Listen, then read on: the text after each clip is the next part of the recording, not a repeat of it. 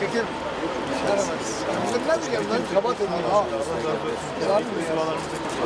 Ömürler mi yandan kabat edin? Layık, anti layık. Şimdi de kadın erkek düşmanlığı üzerinden bir şey yapıyordu. Aslında bu parti, yani renklerinden de anlaşılacağı üzere gökkuşağı bütün Türkiye'de değil, dünyada tek bir devlet. Yani o LGBT dedikleri bunların bir bayrak. Eşcinselliği teşvik ediyorlar. Çocuklarımızı bizden koparıyorlar. Nasıl koparıyorlar? Toplumsal cinsiyet eşitliği diyorlar. Bu kadın erkek eşitliği değil. Çocuklarımızı bu şekilde zehirliyorlar kardeşlerim, bacılarım, analarım.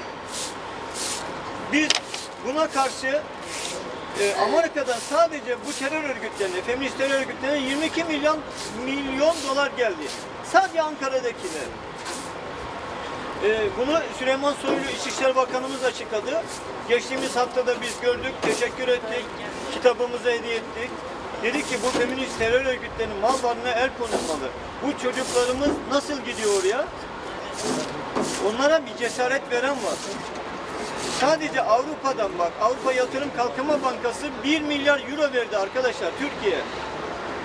Toplumsal cinsiyet eşitliği adıyla bizim çocuklarımızı hepsini kandırıyorlar.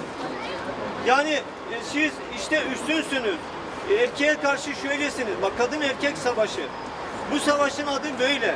Biz aslında sadece anneleri değil, Türkiye Aile Meclisi olarak aileleri ziyarete geldik. Diyarbakırlı cesur anneler, Türkiye'nin 80 milyonun sesi oldu, yüreği oldu. Onların bu haklı davasında yanında olduğumuzu 3000 STK adına buraya geldik. Onların yanındayız, duacıyız. Rabbimizden de niyazımız bir an önce yavrularımıza kavuşmaları.